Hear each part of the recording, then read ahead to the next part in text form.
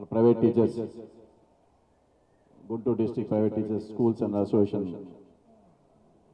అధ్యక్షులు మిత్రుడు రవీంద్రబాబు గారికి, వేదిక మీద ఉన్న పెద్దలు భానుమతి శ్రీనివాస్ యాదవ్ గారికి, గాది వెంకటేశ్వర గారికి, మా అన్న ఆల్పాటి రాజప్రసాద్ గారి సతీమణి శ్రీ మాధవి గారికి, అలాగే ఈ యొక్క ఎలక్షన్స్కి మరి సమన్వయకర్తగా గుంటూరు పార్లమెంట్ నియోజకవర్గానికి మిత్రుడు సయ్యద్ కమల్ గారికి, అలాగే వేదిక మీద ఉన్న కార్పొరేటర్స్ అధికార ప్రతినిధి ఆళ్ళ హరి గారికి, ఇతర పెద్దలకి, మరి ఇక్కడ విచ్చేసిన గురువులందరూ కూడా పేరు పేరున అందరికీ కూడా నమస్కారాలు తెలియజేస్తా ఉన్నాం.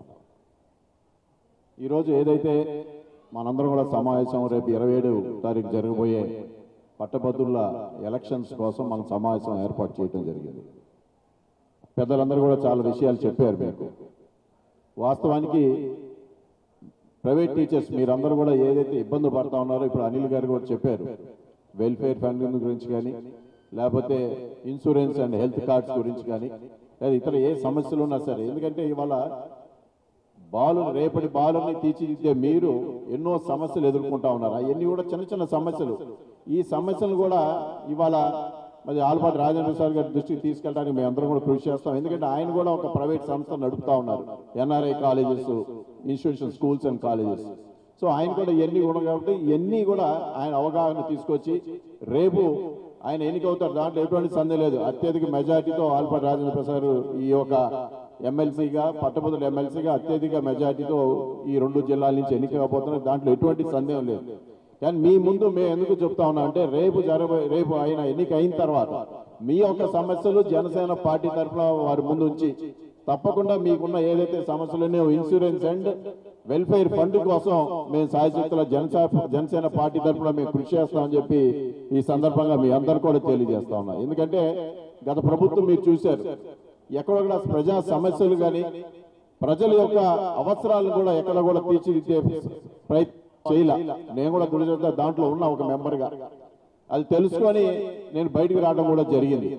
అందుకనే జనసేన పార్టీ తరఫున మీ యొక్క సమస్యలను మరి వారు ప్రభుత్వ దృష్టికి తీసుకొచ్చి పవన్ కళ్యాణ్ గారి ఆధ్వర్యంలో ఏదైతే మీకున్న ఇన్సూరెన్స్ అండ్ వెల్ఫేర్ ఫండ్ ముఖ్యంగా మీ యొక్క అభివృద్ధికి ఏదైతే మీరందరూ కూడా ప్రభుత్వ ఉద్యోగాల కోసం కృషి చేసిన వాళ్ళే. మీరందరూ కూడా చాలా మంది ఉద్యోగాలు రాక ప్రైవేట్ టీచర్స్ గా చేరిన వాళ్ళు ఉన్నారు. ఎక్కువ మంది 90% మీరందరూ కూడా ప్రైవేట్ టీచర్స్ గా చేరిన వాళ్ళందరూ. సో మీ యొక్క కష్ట నష్టాలు, ఎందుకంటే మీరు శాలిజాలన జీతాల్లో మీరు అందరూ కూడా పనిచేస్తా ఉన్నారు, ఇది వాస్తవం, అది అందరికీ తెలిసిన విషయమే.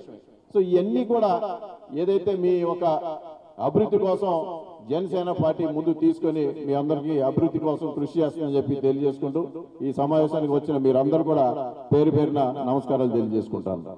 అదే 27వ తారీఖు మరి ఆల్పాటి రాజేంద్ర ప్రసాద్ గారికి బ్యాలెట్ నంబర్ 1, అంటే అందరూ కూడా ఒకే నంబరు, మళ్ళీ ప్రాధాన్యత ఓటు ఇంకోటి వేయకుండా ఒకే ఒకటి పైన నంబర్ 1, ఆయనకు వచ్చింది కూడా 1 కాబట్టి ఆ అంకెలో ఆ కానాలో 1 అని వేసేస్తే సరిపోద్ది. కాబట్టి ఇంకో ఎటువంటి దిద్దులు లేకుండా చూడాల్సిందిగా మిమ్మల్ని అందరూ కోరుకుంటూ నాకు ఈ అవకాశం ఇచ్చిన మీ అందరికీ ధన్యవాదాలు తెలియజేస్తాం.